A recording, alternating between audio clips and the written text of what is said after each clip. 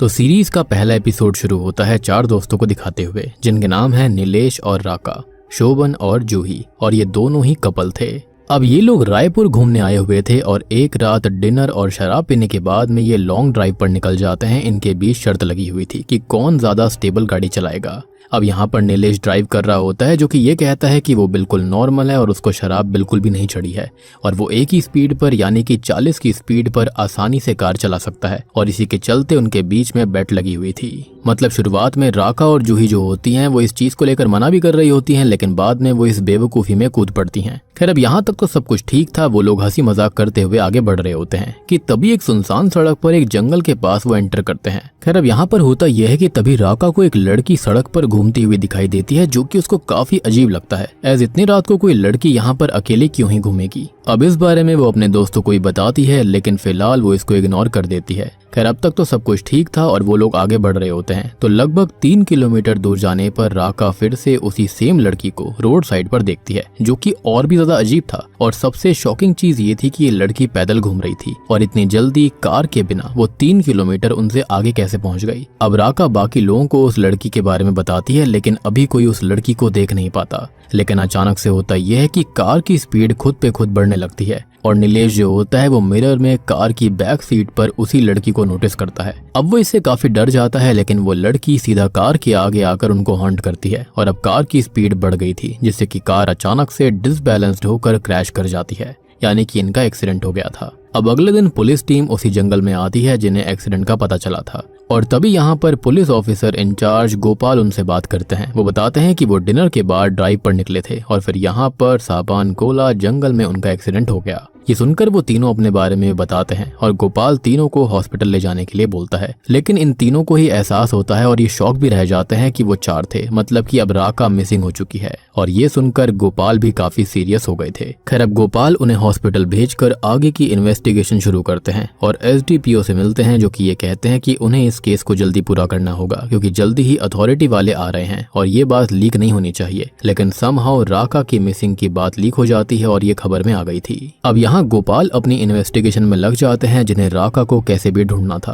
और वो अभी होमोसाइड के एंगल से अपनी जांच पड़ताल कर रहे थे। और हम उनके बारे में भी जान लेते हैं। तो उनके परिवार में उनकी बीवी और बेटी है, जहाँ पर बेटी अब शादी की उम्र की हो चुकी है। तो उनकी बीवी उनसे अक्सर कहती रहती है कि वो बेटी सुमन की शादी पर फोकस करें, ना कि इन सब चीजों पर, और वो खुद अभी अपनी ड्यूटी पर ज्यादा ध्यान देते हैं। खैर अब पुलिस ऑफिसर उस रिजॉर्ट में जाते हैं जहां पर वो कंफर्म करते हैं कि ये 4 दोस्त यहाँ पर आए थे। खैर अब वो हॉस्पिटल जाकर तीनों से पूछताछ करते हैं तो उन्हें सबकी स्टेटमेंट से ये पता चलता है कि पहले तो उन्हें एक लड़की रोड पर दिखाई दी थी जिसकी वजह से एक्सीडेंट हुआ, और अचानक से ही कार की स्पीड अपने आप बढ़ गई थी और वो जो लड़की दिखाई दी थी वो कार के आर पार हो गई थी। और इनका ये कहना था कि जो कार की स्पीड बढ़ी थी उसमें किसी सुपर नेचुरल पावर का इन्वॉल्वमेंट था, क्योंकि सबसे बड़ी बात कि स्पीडोमीटर पर स्पीड 40 की ही शो कर रही थी, जबकि रियल लाइफ में स्पीड बहुत ज्यादा हो गई थी, यानी कि क्रैश होने से पहले ऐसा हुआ था। अब पुलिस ऑफिसर को ये बात पता चलती है कि सेम रात ड्राइव करने से पहले राका और नीलेश के बीच एक झगड़ा हुआ था, क्योंकि नीलेश ने अपनी एक्स वाइफ को दारू पीने के बाद में मैसेज कर दिया था और राका इस बात पर गुस्सा हो गई थी कि वो अपनी एक्स वाइफ को क्यों मैसेज कर रहा है। इससे उसकी एक्स वाइफ निशा को दिक्कत होगी, साथ ही साथ उनके रिश्ते पर भी असर पड़ेगा। अब गोपाल जो होता है वो इस बात को भी दिमाग में फिट कर लेता है, एज यहाँ पर अब एक नया एंगल जुड़ गया था। लेकिन उनका काम पहले राका को ढूंढना था। वो पूरे जंगल की सर्चिंग कराते हैं, लेकिन उन्हें खाली राका की लाल सैंडल के अलावा कुछ नहीं मिलता, जिससे कि वो थियरी निकालते हैं कि शायद उसे इन लोगों ने ही मार दिया होगा और उसकी बॉडी को कहीं छिपा दिया। लेकिन उनको ऐसे निशान कहीं पर भी नहीं मिल रहे थे जो कि इस बात को वैलिडेट करते कि यहाँ पर किसी बॉडी को खींचकर लाया गया हो। खैर अब शाम को वो अपने घर पर होते हैं, जहाँ पर अपनी बेटी सुमन की शादी को लेकर उनकी वाइफ से उनका झगड़ा हो गया था, और इस बात पर गोपाल जी काफी ज्यादा गुस्सा हो जाते हैं, क्योंकि वो अपने काम मतलब कि राका को ढूंढने पर फोकस करना चाहते थे। और 5 दिन ऑलरेडी बीत चुके हैं जिसमें राका का कोई भी अता पता नहीं चला। सेम नाइट राका के माता पिता उनसे मिलने आते हैं, जो कि राका को ढूंढने की बात कर रहे होते हैं, और वो दोनों बहुत ज्यादा दुखी और परेशान थे, जिनसे वो वादा करते हैं कि वो कैसे भी करके उसे ढूंढ लेंगे। और अब हम जंगल के एक गहरे पिट को देखते हैं, यानी कि गड्ढे को देख पाते हैं, जहाँ से राका बाहर आती है, लेकिन उसके हाव भाव और स्वभाव बिल्कुल ही बदल गए थे, जिसके साथ पहला एपिसोड यहीं पर खत्म हो जाता है। अब दूसरा एपिसोड शुरू होता है जंगल में मीडिया और पुलिस की भीड़ को दिखाते हुए, जो कि राका के मिलने की खबर से यहाँ पर इकट्ठा हो चुके थे। गोपाल भी अपनी टीम के साथ यहाँ पर आते हैं और हम जान पाते हैं कि राका पूरे 5 दिन बाद मिली थी। अब ऑफिसर गोपाल राका के पास जाते हैं, जो कि पूरी तरह से कीचड़ में सनी हुई थी, जंगल में अकेली गुमसुम चुपचाप बैठी थी, जिससे वो पूछते हैं कि क्या वो राका सेन है, तो वो सर हिलाकर मना कर देती है। अब ऑफिसर गोपाल उसकी गवर्नमेंट आईडी से उसके फेस को मैच करते हैं तो कंफर्म हो जाता है कि वो राका ही थी। और अब तभी गोपाल को उसके सीनियर कॉल करके कहते हैं कि वो जल्दी से राका को हॉस्पिटल भेजे और आगे की अपडेट वहां से बताए। सबसे वियर्ड बात ये थी कि उसके साथ आखिर ऐसा हुआ क्या था कि वो तो राका सेन थी, लेकिन उसने सर हिलाकर मना क्यों कर दिया। खैर, अब यहाँ पास में ही एक गड्ढा भी था जहाँ से राका बाहर आई थी, तो गोपाल उसे चेक करने जाते हैं, जिनको उस पिट के अंदर एक बहुत लंबी गुफा दिखाई देती है, जिसके अंदर वो थोड़ी दूर तक जाते हैं और हम उनके पीछे एक मिस्टीरियस लड़की को खड़ा पाते हैं, जिसके साथ ये सीन यहीं पर शिफ्ट हो जाता है। अब तभी हमें राका को हॉस्पिटल में दिखाया जाता है, जहाँ पर गोपाल और राका के माता पिता उसके साथ ही थे, लेकिन यहाँ पर वो एकदम बिल्कुल चुपचाप बैठी हुई थी। अब ये लोग उससे पूछते भी हैं कि राका हुआ क्या है, तो वो कुछ भी रिएक्ट नहीं करती, लेकिन गोपाल बार बार पूछते हैं कि उसके साथ उस दिन क्या हुआ था। तो अब वो अचानक से चिल्लाने लगती है और कहती है कि वो राका नहीं है, जिस पर डॉक्टर ये कहती है कि शायद से राका के सर पर चोट लगी है, जो कि गिरने की वजह से हुआ होगा और वो मेंटली काफी डिस्टर्ब लग रही है, तो अभी उससे ज्यादा पूछताछ ना करी जाए और उसको आराम करने दिया जाए। खैर, अब ये सभी लोग बाहर निकल जाते हैं, लेकिन राका को एक अलग सी धुन सुनाई दे रही थी, तो वो बेड के नीचे देखती है, जहाँ पर उसको वही लड़की दिखाई देती है, जिसको देखकर वो बिल्कुल मुस्कुराने लगी थी। अब रात में हम नीलेश को देख पाते हैं, जिसे राका की खबर मिलती है और गोपाल भी उसे कॉल करते हैं कि अगले दिन वो उनसे मिलने आए। अब इसी बीच राका के पिता भी गोपाल को कॉल करके ये बोलते हैं कि वो राका के दोस्तों यानी कि नीलेश और बाकी दोनों पर पुलिस केस कर दें, जिसकी वजह से उनकी बेटी की ऐसी हालत हुई। जिस पर गोपाल उनको समझाते हैं कि वो ऐसा ना करें, अपना दिमाग ठंडा रखें और पहले राका को ठीक हो जाने दें, जिसके बाद ही सच्चाई सामने आ सकती है। अदरवाइज किसी के ऊपर बिना सबूत के पुलिस केस कर देना ठीक नहीं था। तभी हॉस्पिटल के अंदर राका को दिखाया जाता है, जो कि सो रही थी और अचानक किसी की आहट से वो जाग उठती है, जो कि अभी होश में है, मतलब कि अपने सेंसेस में है, जिसे वो लड़की दिखाई देती है, जिससे डर कर वो फिर से जोर जोर से चिल्लाने लगती है। लेकिन जब नर्स उसे देखने आती है तो वो लड़की गायब हो गई थी और राका फिर से वैसी हो जाती है, मतलब कि वो फिर से पोजेशन जैसी स्टेट में चली गई थी। अगले दिन राका से मिलने नीलेश और गोपाल हॉस्पिटल आते हैं, जो कि कॉरिडोर में उसके बारे में थोड़ी बहुत बात कर रहे थे कि सापान कोला से आने के बाद में वो बदल सी गई है और क्या ही हुआ होगा, जिनकी बातें एक बूढ़ा व्यक्ति सुनकर थोड़ा परेशान हो जाता है। और ये व्यक्ति राका को पहले देखकर भी थोड़ा सा चिंतित हो गया था, जैसे कि वो कुछ जानता हो, जो कि सापान कोला, राका, एक्सीडेंट और शायद से उस अनजान लड़की से जुड़ा हुआ था। अब यहाँ नीलेश और गोपाल राका से बात करने जाते हैं, उससे पूछते हैं कि हुआ क्या, सब कुछ कैसे हुआ था, लेकिन वो वैसे ही गुमसुम सी चुपचाप बैठी हुई थी। और फिर अचानक से गुस्से में नीलेश को पकड़कर ये कहती है कि वो राका नहीं है और नीलेश यहाँ से चला जाए। गुस्से में वो गोपाल को भी दूर फेंक देती है। वो दोनों इससे बहुत ज्यादा डर गए थे और वो बाहर आकर इसके बारे में बात करते हैं। अब गोपाल ये कहते हैं कि राका इस एक्सीडेंट स्पॉट से इतनी दूर पहुंची कैसे, और सबसे बड़ी बात कि वो एक दलदल भरे गड्ढे में 10 से 12 फीट नीचे कैसे गिरी थी, और सबसे बड़ी बात कि वो 5 दिन तक बिना खाना खाए या फिर पानी पिए सरवाइव कैसे कर गई थी। सबसे बड़ी बात कि क्या वो 5 दिन तक बेहोश थी। आगे ये भी सवाल आता है कि वो वहां पर पहुंच कैसे गई। उसे उठाकर कोई ना कोई तो वहां पर ले गया होगा और शायद से हो सकता है कि उसे मरने के लिए वहां पर छोड़ दिया गया होगा। लेकिन वियर्ड बात ये थी कि जंगल के अंदर किसी के भी घसीटे जाने के निशान या फिर कोई भी सबूत पुलिस को नहीं मिला था। नीलेश ये कहता है कि ऐसा कौन ही कर सकता है, जिस पर वो कहते हैं कि वहां पर उसके अलावा खाली 3 लोग मौजूद थे, मतलब कि नीलेश और बाकी 2 दोस्त। जिस पर नीलेश कहता है कि वो कभी भी ऐसा नहीं कर सकता और पुलिस ने ही उनको रेस्क्यू किया था। जिस पर वो ये कहते हैं कि उन्होंने पहले राका के साथ ऐसा किया होगा और जानबूझकर एक्सीडेंट का नाटक किया और उसके बाद पुलिस को फोन कर दिया, और उन्होंने ऐसा दिखाना चाहा कि उनका तो एक्सीडेंट हुआ था। वो आगे ये भी कहते हैं कि नीलेश और राका का झगड़ा भी तो हुआ था, क्योंकि राका को नीलेश के किसी अफेयर के बारे में पता चल गया था। जिस पर नीलेश कहता है कि वो राका को मारने की कोशिश क्यों करेगा, वो उससे बहुत प्यार करता है, और अगर वो करता भी तो आज उसके सामने क्यों ही आता, वो भाग जाता।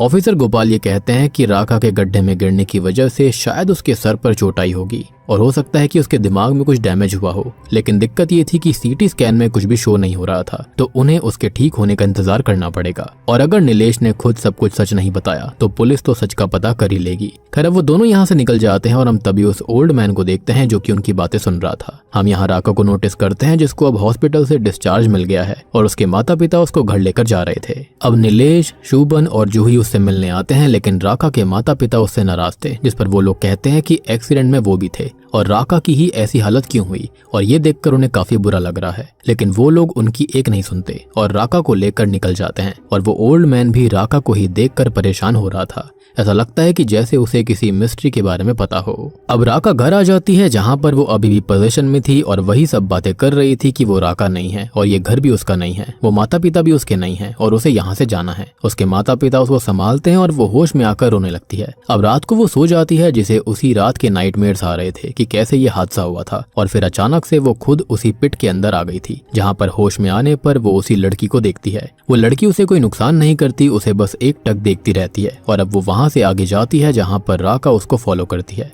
जंगल पार करके राका एक पुराने से अबैंडन्ड घर में आ गई थी जहाँ पर वो उस लड़की को देखती है जिसके पीछे एक आदमी आकर खड़ा हो जाता है, जहाँ पर हम और राका उसका चेहरा नहीं देख पाते। और अब वो आदमी उस लड़की को बहुत ही बुरी तरह से खत्म कर देता है, जिसको देखकर राका डर कर उस लड़की का नाम चिल्लाती है जिसको वो जानती तक नहीं थी। वो उसका नाम चिल्ला रही थी और उस लड़की का नाम होता है जोइता। और इसी के साथ में दूसरा एपिसोड भी यहीं पर खत्म हो जाता है।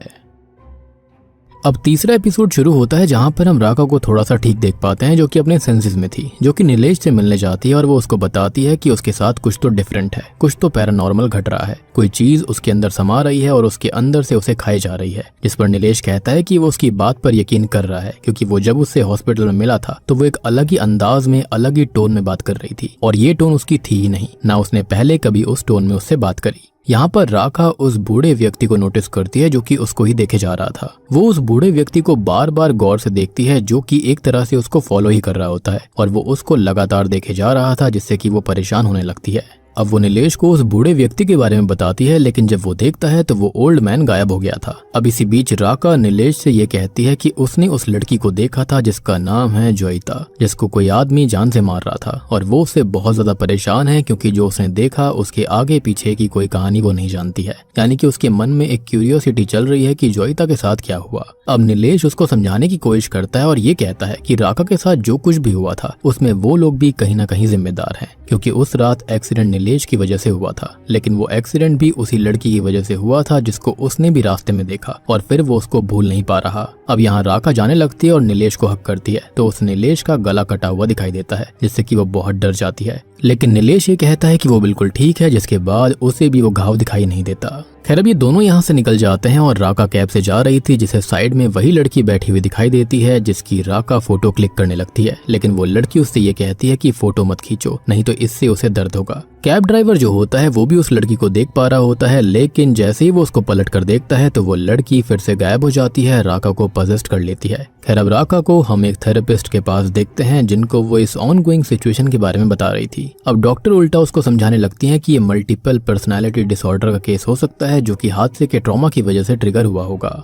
राका परेशान होने लगती है कि डॉक्टर उसकी बात को नहीं समझ रही थी और उल्टा ये कह रही है कि ये भूत प्रेत कुछ नहीं है। और वहीं जोइता उसके साइड में खड़ी हुई थी जिसको देखकर राका काफी डर जाती है। खैर अब वो नीलेश के पास जाती है जिससे वो प्यार से बात करती है, उसके करीब आने लगती है और पूछती है कि वो शादी कब करेंगे, लेकिन नीलेश उसकी आवाज सुनकर डर जाता है और पूछता है कि उसकी आवाज अचानक बदल कैसे गई। तभी उसे राका का कॉल आता है जो कि घर पहुंच गई है, मतलब कि नीलेश के सामने असल में राका के रूप में जोइता बैठी हुई थी। अब घर पर भी जोइता राका के रूप में उसकी माँ को दिखाई दे रही होती है और रात को राका रूम में सो रही थी जहाँ पर उसे जोइता हॉन्ट करती है जिससे कि वो काफी डर जाती है और उसके माता पिता उसको संभालते हैं, यानी कि जो कुछ भी है वो जोइता से जुड़ा हुआ था। खैर अगले दिन वो नीलेश के साथ कहीं पर जा रही होती है जिनको वो ओल्ड मैन फिर से फॉलो करने लगता है। अब ये दोनों असल में शौदामिनी नाम की एक शेमन के पास मदद के लिए जा रहे थे और रास्ते में राका नीलेश से कहती है कि मौत और जिंदगी के बीच एक ग्रे एरिया है शायद से, और जोइता शायद वहीं फंसी हुई है और उनको पता करना होगा कि आखिर वो चाहती क्या है, जिसके लिए उन्हें उस जोन तक जाना होगा। यानी कि इनको ये तो पता चल गया था कि जोइता जिंदा नहीं थी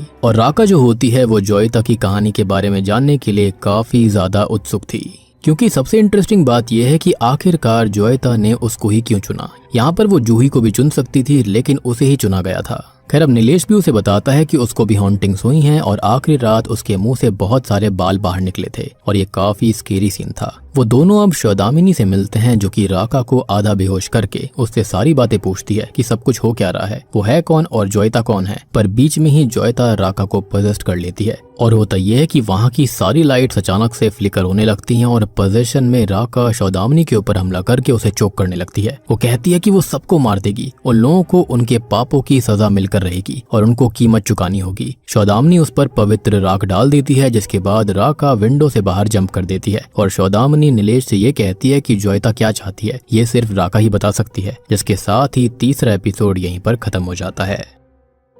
चौथा एपिसोड शुरू होता है राका को दिखाते हुए, जिसको आखिरी एपिसोड में विंडो से जंप करने पर कुछ इंजरीज आ गई थी, तो अभी उसको हॉस्पिटल में एडमिट करवाया गया है। अब रात को वो अपने रूम में आराम कर रही होती है और तभी किसी आवाज से उसकी नींद खुल जाती है और उसको अचानक अपने आसपास किसी के होने का एहसास होता है। वो डर कर नीचे देखती है तो उसको जोयता दिखाई देती है, जिसको देखकर वो काफी डर गई थी। अब जोयता अचानक से वहाँ गायब हो जाती है, लेकिन बिस्तर के नीचे राका को एक पुरानी स्टाइल का लाइटर पड़ा हुआ मिलता है, जिसको वो थोड़ा देखती है लेकिन इसे वो पहचान नहीं पाती और अपने पास रख लेती है।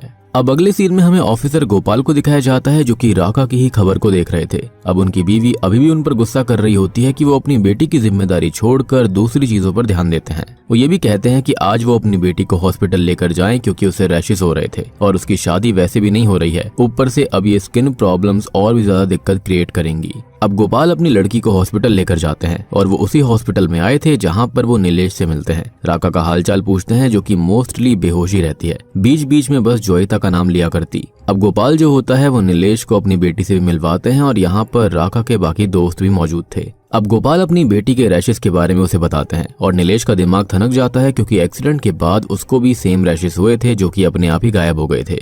अब गोपाल अपनी बेटी को डॉक्टर से अपॉइंटमेंट लेने भेज देते हैं और नीलेश से बात करने लगते हैं। तभी वहाँ पर वही बूढ़ा व्यक्ति आता है, जो कि बहुत ही ज्यादा परेशान और घबराया हुआ था, जो कि ऑफिसर गोपाल से ये पूछता है कि क्या उसे राका सापान कोला जंगल से मिली थी। अब ऑफिसर ये बोलते हैं कि वो ऐसा क्यों पूछ रहा है, तो वो ये बताता है कि उसने खबर पर देखा कि राका जोयता का नाम बार बार ले रही थी और जोयता असल में उनकी ही ग्रैंड डॉटर है, जो कि सापान कोला से ही बहुत टाइम पहले गायब हुई थी। उन्हें पता चला है कि सापान कोला के पास से कोई लड़की मिली थी, इसलिए वो राका को फॉलो कर रहे थे ताकि वो उनसे अपनी ग्रैंड डॉटर के बारे में पूछ पाए कि उसे शायद से कुछ पता हो।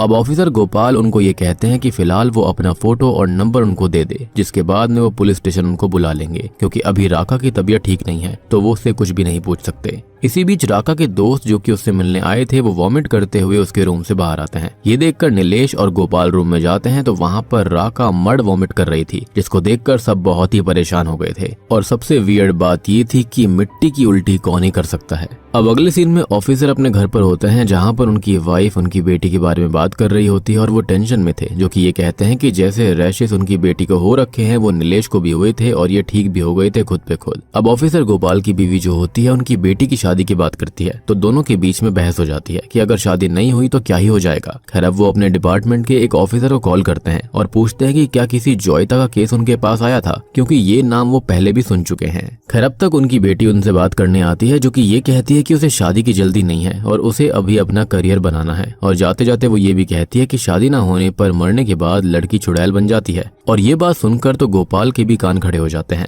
दूसरी ओर हम राका को देखते हैं, जिसे होश आता है और नीलेश उसके साथ था, जिससे वो ये कहती है कि जोयता उससे कुछ कहना चाहती है और जब तक वो जान नहीं लेती कि जोयता क्या कहना चाहती है तब तक उसे चैन नहीं आएगा। अब वो नीलेश को ये लाइटर दिखाती है और ये कहती है कि ये जोयता ने ही उसको दिया था और कुछ तो ये बता सकता है, लेकिन ये क्या है इसके बारे में सिर्फ सौदामिनी ही समझ सकती है। अब नीलेश उसे हॉस्पिटल वालों से छुपाकर सौदामिनी के पास लेकर जाता है और वो उस लाइटर को देखकर सारी बात जानकर कहती है कि हाँ, इससे हेल्प तो मिल सकती है, लेकिन ये काफी रिस्की है क्योंकि वो जिस स्पिरिट को बुला रहे हैं वो कैसी है कैसी नहीं है ये वो नहीं बता सकते। सबसे बड़ी बात यह है कि ये स्पिरिट राका को नुकसान भी कर सकती है, जिस पर राका कहती है कि वो तो पहले से बीमार है और अब आगे और क्या ही हो जाएगा। और शायद जोयता की ही स्पिरिट बता सकती है कि राका उससे कैसे आजाद हो पाएगी। सौदामिनी उसकी बात मानकर प्लानचेट सेशन शुरू करती है। खैर इसी बीच हमें ऑफिसर गोपाल को दिखाया जाता है, जो कि अपने घर पर होता है और उनको अपनी बेटी के रूप में जोयता दिखाई दे रही होती है, जो कि कहती है कि सब बर्बाद हो गया और वो बहुत ज्यादा दर्द में है, जिसको देखकर और सुनकर वो भी काफी परेशान हो गए थे।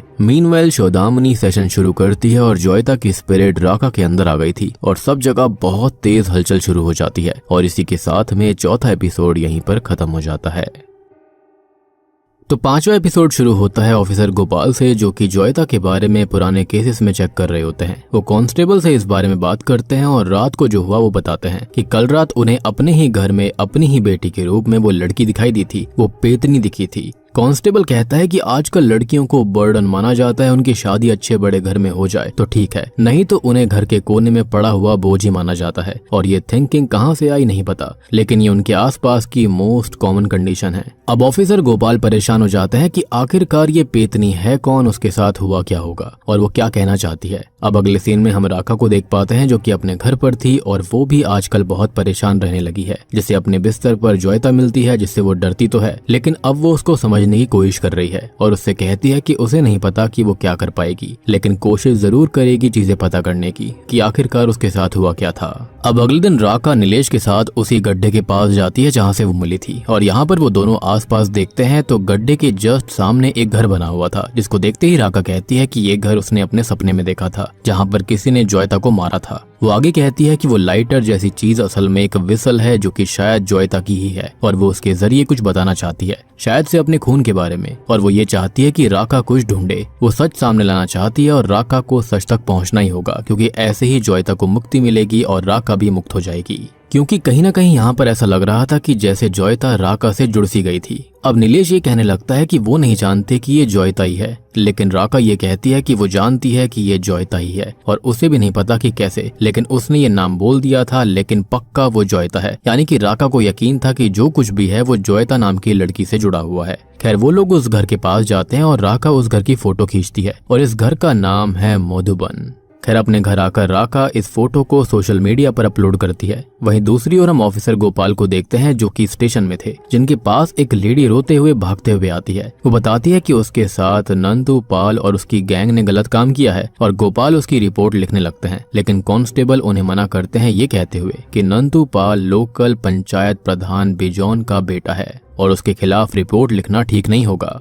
खैर अब तभी होता यह है कि इतनी देर में ही वहाँ पर नंदू खुद आ जाता है जो कि पुलिस ऑफिसर गोपाल से बदतमीजी करने लगता है। उल्टा वो उनको धमकी भी देता है कि वो उनको थप्पड़ भी मार देगा। इनफैक्ट उसका ये भी कहना था कि लड़की तो इस्तेमाल करने के लिए ही होती है। इनफैक्ट नंदू जो होता है वो ऑफिसर की बेटी के बारे में तक बोल देता है, जिसके चलते ऑफिसर को गुस्सा आ जाता है और वो उल्टा उसको ही थप्पड़ मार देते हैं, जिसके चलते उसने अपनी पैंट में ही सुसु कर दिया था, यानी कि पासा पलट गया। खैर ऑफिसर अब उसे और उसके साथी को लॉकअप में डालकर कंप्लेंट फाइल कर लेते हैं। खैर अब बाहर उनसे मिलने जोयता के ग्रैंडफादर आए हुए थे जो कि उनसे मिलने के लिए बहुत टाइम से परेशान थे, कोशिश कर रहे थे। और अब वहाँ पर बिजौन पाल भी आता है जो कि ये कहता है कि लड़की उन्हें सौंप कर केस फाइल फाड़ दो और कोई भी केस फाइल नहीं होगा, जिस पर ऑफिसर ये कहते हैं कि वो केस फाइल कर चुके हैं और अगले दिन उसे कोर्ट ले जाया जाएगा, सजा दिलाई जाएगी और अगर बिजौन बीच में आया तो उसके ऊपर भी केस होगा, उसको भी दिक्कत हो जाएगी। जिसको सुनकर बिजौन उनको बुरा भला सुनाने लगता है, लेकिन होता यह है कि ऑफिसर इससे बिल्कुल भी नहीं डरते, जिसके चलते बिजौन वहां से चला जाता है। अब ऑफिसर गोपाल उस बूढ़े व्यक्ति से बात करते हैं जो कि उनको ये बताते हैं कि उन्होंने कुछ दिन पहले सापान कोला में एक्सीडेंट की खबर सुनी और उनकी खुद की ग्रैंडडॉटर जोयता सापान कोला से ही गायब हुई थी और राका ने उसका नाम लिया था।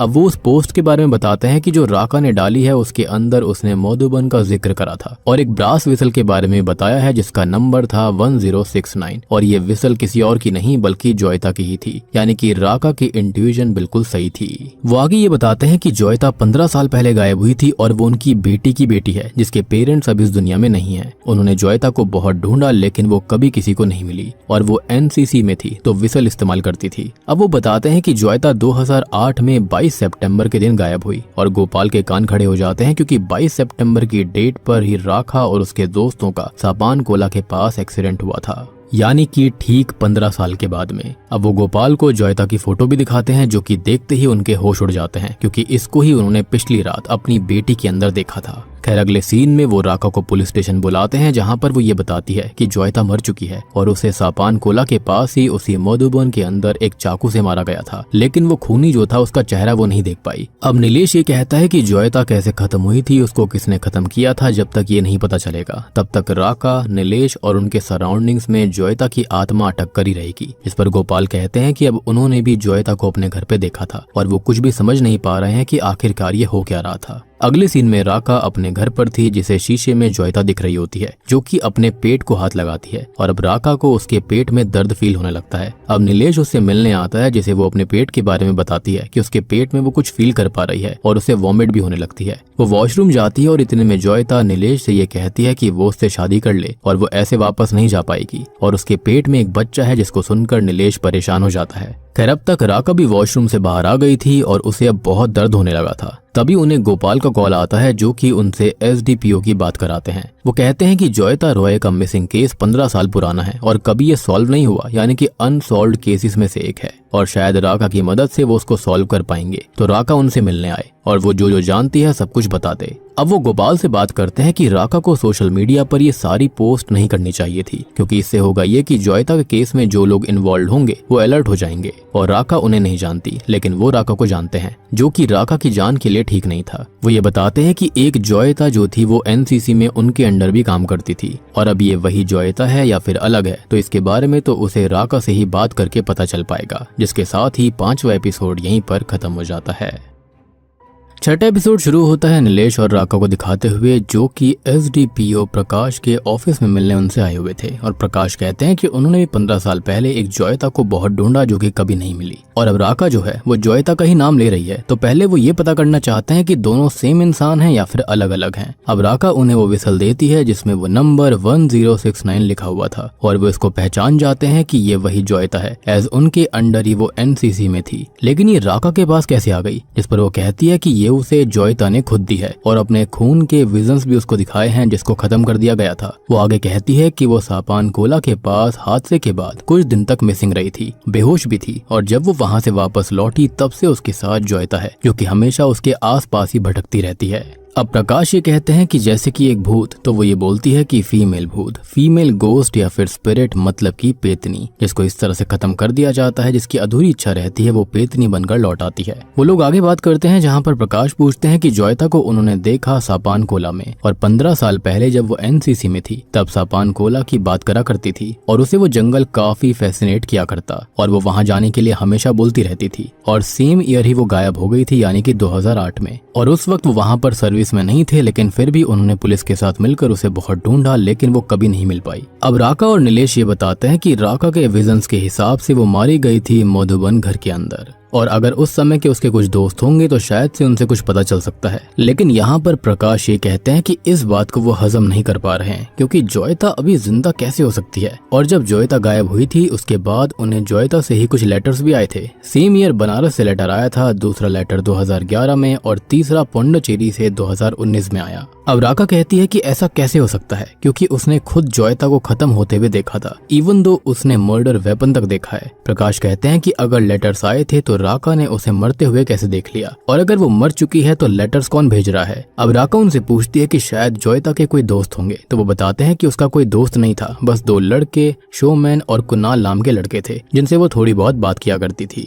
अब प्रकाश ये कहते हैं कि वो थोड़ा बहुत पता लगाने की कोशिश करेंगे, लेकिन सवाल ये उठता है कि अगर यहाँ जोयता जिंदा है तो ये विसल देने वाली और विजन्स में दिखने वाली लड़की है कौन। खैर इसी बीच हम एक लेडी को देखते हैं जो कि राका की सोशल मीडिया पोस्ट को देखकर अपने पति से कहती है कि वो मधुबन के बारे में नहीं जानती, लेकिन 15 साल पहले जोयता उसकी फ्रेंड हुआ करती थी। वो राका को इसके बारे में टेक्स्ट भी कर देती है और हम राका और नीलेश को देखते हैं जो कि जोयता की बात कर रहे थे कि वो 2008 में मिसिंग हुई थी। 2019 में लेटर आया, मतलब कि वो जिंदा तो थी, और वो 2019 में ही वापस क्यों आई और सापान कोला में ही क्यों। खैर अब ये लोग पुलिस ऑफिसर गोपाल से बात करने जाते हैं और ये सारी बातें उनको बताते हैं, जहाँ पर राका ये कहती है कि उसके विजन्स में उसने उस घर को करंट स्टेट से थोड़ा सा और ओल्डर देखा था, लेकिन ये कैसे हो सकता है ये उसको समझ में नहीं आ रहा। अब पुलिस ऑफिसर गोपाल कहते हैं कि वो जोयता और उसके उन 2 दोस्तों के बारे में पता लगाने की कोशिश करेंगे, लेकिन प्रकाश और वो थोड़े से चिंतित हैं राका के लिए, क्योंकि वो अभी एक मर्डर केस की इन्वेस्टिगेशन का पार्ट बन चुकी है और उन्हें उसकी सेफ्टी की बहुत फिक्र है, तो वो केस से दूर हो जाए। जिस पर वो ये कहती है कि ऐसा करने पर जोयता उसे अकेला नहीं छोड़ेगी, वो चाहती है कि वो इन्वेस्टिगेट करे और वो खुद भी जानना चाहती है कि आखिरकार जोयता को कैसे और क्यों मारा गया और अगर वो जिंदा है भी तो है कहाँ पर और वो ऐसा क्यों कर रही है। खैर अगले सीन में वो दोनों प्रकाश के घर जाते हैं, जहाँ पर वो उन्हें जोयता के भेजे हुए लेटर्स दिखाते हैं और ये लेटर्स देखकर काफी हद तक क्लियर हो जाता है कि ये जोयता ने ही लिखे थे और इन लेटर्स के हिसाब से वो जिंदगी से हार चुकी थी और किसी चीज से परेशान हो रखी थी। राका कहती है कि अगर वो 2019 तक जिंदा थी तो उसके विजन्स के अंदर वो घर वो काफी अलग दिखाई दे रहा था जहाँ पर उसे मारा गया, और 4 साल में कोई भी घर इतना कैसे बदल सकता है। उसको यकीन नहीं हो रहा कि जोयता 2019 तक जिंदा थी,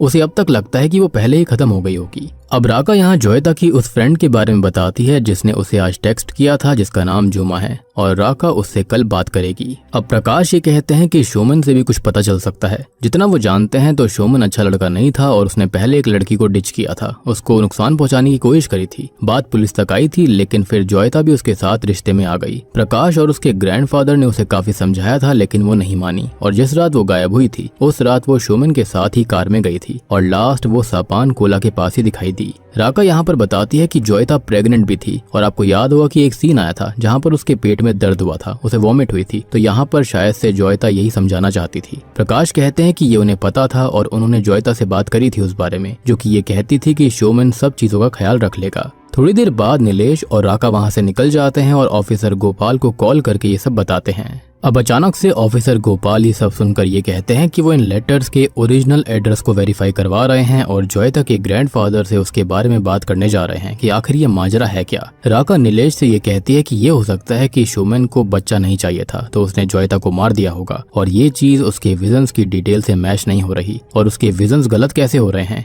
इतने में ही उसे शोमन का ही कॉल आ जाता है जो कि उससे मिलने के लिए कहता है और इसी के साथ छठा एपिसोड यहीं पर खत्म हो जाता है। तो सातवां एपिसोड शुरू होता है ऑफिसर गोपाल से, जो कि जोयता के ग्रैंडफादर से बात करने आए थे और वो बताते हैं कि जोयता जिंदा है या फिर थी उन्हें कुछ भी नहीं पता था और सबसे बड़ी बात कि 15 साल से उसने उनसे कोई भी संपर्क नहीं किया। लेकिन प्रकाश सर को लेटर्स लिखने का क्या मतलब था, जबकि वो अपने हेल्पलेस ग्रैंडफादर को भी याद कर सकती थी। वो आगे ये बताते हैं कि शोमन और कुणाल के बारे में तो कभी जोयता ने जिक्र नहीं किया, लेकिन वो प्रकाश सर के बारे में कभी कभी बात करती थी। अब यहाँ गोपाल सर ये कहते हैं कि उन्होंने उस आश्रम को चेक करवाया है जहाँ से वो लेटर आया था, तो अभी वहाँ पर कोई भी जोयता नहीं रहती और 2019 में थी ऐसा किसी को याद भी नहीं है। तभी हम राका और नीलेश को देखते हैं जो कि शोमन से मिलते हैं, जो कि उसे उस रात की कहानी बताता है जो कि थोड़ी सी अलग थी जैसा कि प्रकाश ने बताया था। और तभी हम एक फ्लैशबैक देखते हैं। सो अकॉर्डिंग टू शोमन वो जोयता का बॉयफ्रेंड था ही नहीं, बल्कि उसका बॉयफ्रेंड तो कोई और था जिसने उसका इस्तेमाल किया, शादी का वादा किया और बाद में मुकर गया। अब जोयता जो थी वो काफी परेशान थी और उसने शोमन को इसलिए बुलाया था ताकि वो एबॉर्शन के लिए जा सके। शोमन उसको अपनी कार से ही ले जा रहा होता है हॉस्पिटल में, लेकिन वो उससे पूछने की भी कोशिश करता है कि इस बच्चे का पिता है कौन, लेकिन वो उसे कुछ नहीं बताती। शायद से उसके बॉयफ्रेंड ने मना किया होगा। फिर इसी बीच जोयता को उसके लवर का कॉल आता है जो कि उससे ये कहता है कि वो जहाँ पर भी है वहीं रुक जाए और अब वो उससे शादी करने के लिए तैयार है, जिससे वो काफी खुश हो जाती है। और यहाँ पर शोमन ने उसे सापान कोला के पास ही छोड़ दिया था, लेकिन जाने से पहले एक बार वो उससे पूछता भी है कि उसका लवर आखिर है कौन, कुणाल है या फिर कौन। तो वो कहती है कि अब शादी होने वाली है तो सब उसे शादी वाले दिन ही देख लेंगे और उस पल के बाद से ही वो गायब हो गई। वो आगे बताता है कि कुणाल अच्छा इंसान नहीं था और एक बार एनसीसी कैंप में कुछ हुआ था जिसका हम फ्लैशबैक देखते हैं।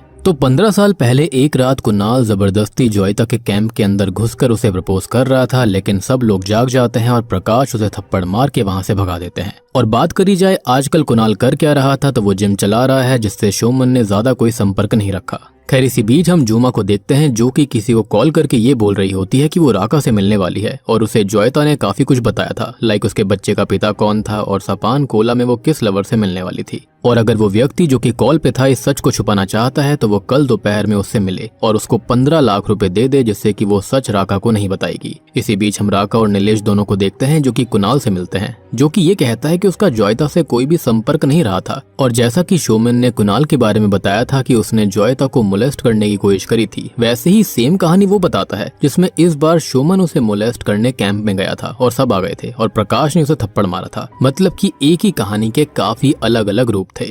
बेसिकली हर कोई एक दूसरे को ब्लेम कर रहा था। अब नीलेश और राका ये सब सुनकर कंफ्यूज्ड हो जाते हैं, यहाँ से निकल जाते हैं, जो कि आपस में बात कर रहे होते हैं कि दोनों बातों में सच क्या हो सकता है। और ये बात तो बस प्रकाश ही बता सकते थे क्योंकि कॉमन ग्राउंड प्रकाश था, थप्पड़ उन्होंने मारा था, लेकिन किसको मारा था ये बात उनको नहीं पता। खैर वो प्रकाश से बात करते हैं जो कि ये कहते हैं कि कुणाल ने ही मोलेस्ट करने की कोशिश करी थी और वो एक डेंजरस और काफी फिशी पर्सन है। राका उन्हें कल जुमा से मिलने वाली बात भी बताती है और प्रकाश भी बताते हैं कि बनारस और पुंडुचेरी से उनको पता चला है कि वहाँ पर कोई जोयता नाम की लड़की रहती ही नहीं थी। अब कॉल कट होने के बाद नीलेश से बात वो करती है कि शायद कुणाल ही रियल कल्प्रेट होगा और उसने ही जोयता को शादी के लिए फोर्स किया। जोयता ने मना किया होगा तो वो उसे मोदबन ले गया, जहाँ पर उसने उसे जान से मारकर वहीं पर गाड़ दिया, लेकिन इसमें भी एक कैच था। और अब उनकी बात खत्म हो इससे पहले ही एक कार उन्हें हिट करने की कोशिश करती है, जिसके साथ 7वां एपिसोड यहीं पर खत्म हो जाता है।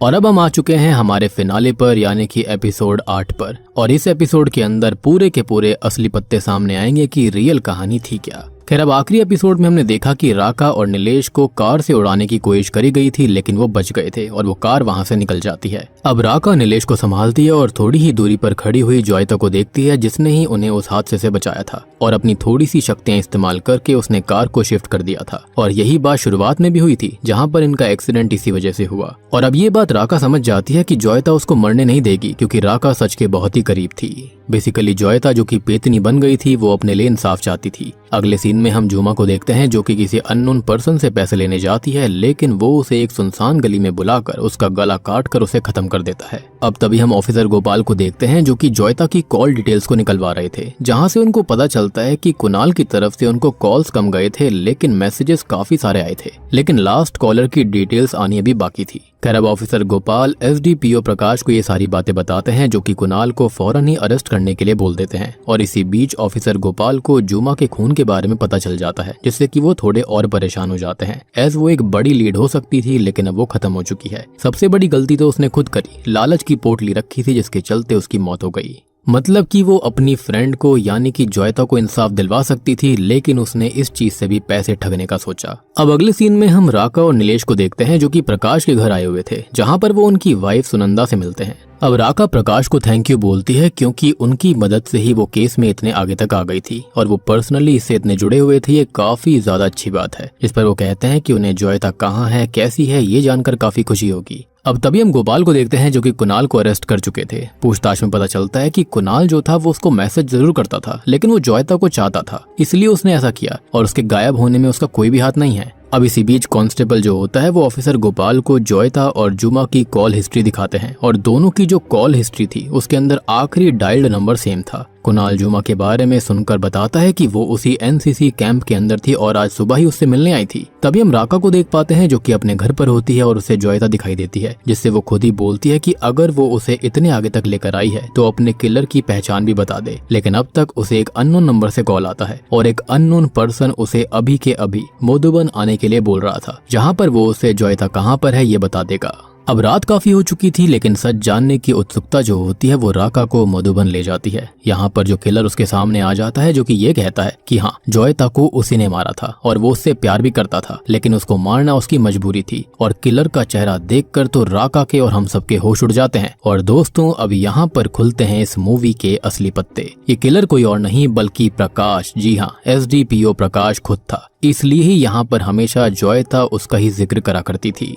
अब कहानी फ्लैशबैक में जाती है, जहाँ पर प्रकाश का जॉयता के साथ अफेयर था और वो प्रेग्नेंट भी हो गई थी, जो कि उससे शादी करना चाहती थी, लेकिन वो ऐसा करना नहीं चाहता था। तो यहाँ पर मधुबन ने उसको बुलाकर उसने उसे खत्म कर दिया और यहीं पर उसकी लाश को गाड़ दिया था। यानी कि जिस लवर का कॉल आया था वो कोई और नहीं प्रकाश था, और उसने जानबूझकर उसे सापान कोला में बुलाया, ताकि जब वो यहाँ पर उसको मारेगा तो किसी को पता नहीं चलेगा। और सबसे बड़ी बात कि पता भी कहाँ चला था, 15 साल से किसी को किसी चीज की भनक तक नहीं थी। खैर अब प्रकाश राका को मारना चाहता था, लेकिन जॉयता की स्पिरिट उसे रोक देती है, जो कि उसे दुनिया के सामने लाने के लिए यहाँ तक लाने का एक सहारा ढूंढ रही थी, इंसाफ लेने का एक सहारा ढूंढ रही थी, जो कि उसे राका के रूप में मिली। वो प्रकाश को हॉन्ट करने लगती है, जो कि उससे बचकर भागने की कोशिश करता है, लेकिन अब तक गोपाल वहाँ पर आकर उसको अरेस्ट कर लेते हैं, क्योंकि आखिरी डायल नंबर से पता चल चुका था कि प्रकाश ही सबको कॉल कर रहा था। और सबसे बड़ी बात कि जुमा ने जिसको कॉल किया था वो प्रकाश ही था। वो ये बताते हैं कि प्रकाश काफी स्मार्ट था, उसने जुमा को मारा ताकि सारे सबूत खत्म हो जाएं और लेटर्स वाली कहानी रची, लेकिन वो अकेला स्मार्ट नहीं था इस खेल में। तो जुमा सुबह कुणाल से मिलने ही गई थी, जो कि उसे एक एनवलप देकर सारा सच बता देती है कि प्रकाश ही जॉयता के होने वाले बच्चे का बाप था और आज वो उससे पैसे लेने जा रही थी, जिसमें वो 5 लाख कुणाल को दे देगी। लेकिन वो जानती है कि प्रकाश खतरनाक इंसान है, तो अगर उसको कुछ भी होता है तो कुणाल ये एनवलप पुलिस तक पहुंचा दे। यानी कि वो एक बैकअप प्लान करके गई थी। और ऐसे ही गोपाल को सारा सच पता चल गया और जुमा और जॉयता को आखिरी कॉल प्रकाश के ही पुराने नंबर से आए थे। और वैसे भी हम जानते हैं कि पुलिस किसी भी केस में तब तक सीरियस नहीं होती जब तक ऊपर से प्रेशर ना हो या फिर पर्सनल इन्वॉल्वमेंट ना हो, विच एक्सप्लेन्स कि एसडीपीओ प्रकाश इसमें इतना ज्यादा इंटरेस्ट क्यों ले रहा था। फाइनली प्रकाश को अरेस्ट कर लिया जाता है, लेकिन केस अभी खत्म नहीं हुआ था क्योंकि जॉयता की लाश नहीं मिली थी। तो फाइनली खुद जॉयता ही राका को रास्ता दिखाती है और उसे उस गड्ढे में लेकर जाती है जहाँ पर अंदर ही प्रकाश ने उसे गाड़ दिया था। और ये केस यहीं पर खत्म हो चुका था, लेकिन जॉयता अभी शांत नहीं होती क्योंकि अगले ही सीन में हम उसे कुणाल को हॉन्ट करता देख पाते हैं और मुझे लगता है कि वो सबसे बदला लेगी जिन्होंने उसके साथ ने मोलेस्टेशन करने की कोशिश करी थी। और बूम, इसी के साथ में ये सीरीज यहीं पर खत्म हो जाती है। तो दोस्तों ये थी इस बंगाली हॉरर सीरीज पेतनी की कहानी। और सबसे बड़ी बात कि कोई भी लेडी पेतनी कब बनती है, तो ये एक टाइप ऑफ फीमेल भूत होती है बंगाली फोकलोर में, जो कि अनमैरिड मारी जाए या फिर उसकी कोई अधूरी इच्छा हो। और ये पेतनी शब्द जो है वो संस्कृत के ही वर्ड प्रेतनी से आया है, जो कि प्रेत का ही फीमेल वर्जन है। बाकी यहाँ पर जब प्रकाश ने उन लेटर्स के बारे में बताया था कि मतलब जोयता ने अपने ग्रैंडफादर को छोड़कर प्रकाश को लेटर्स लिखे थे, वहीं पर राज खुल चुका था कि यहाँ पर पक्का प्रकाश का ही कुछ मैटर था। लेकिन प्रकाश ने शोमन और कुणाल के बारे में बताकर कि उसने जोयता को मोलेस्ट किया था, इससे कंफ्यूज कर दिया था। तो यही थी पेतनी सीरीज की कहानी। सारी डिटेल्स मैं आपको ऑलरेडी दे चुका हूँ। उम्मीद करता हूँ कि आपको सीरीज पसंद आई होगी। पसंद आई है तो वीडियो को लाइक कर दीजिए, चैनल के ऊपर नए हो तो सब्सक्राइब कर लेना। और अगर आप चाहते हैं कि बंगाली फोकलोर से रिलेटेड और सीरीज को मैं लेकर आऊँ तो जल्दी से कॉमेंट सेक्शन में फोकलोर लिख दीजिए। मैं जल्दी से जल्दी एक्सप्लेनेशन लाने की कोशिश करूंगा। तो मैं आप सबको मिलता हूँ अगली वीडियो के साथ में, तब तक के लिए स्टे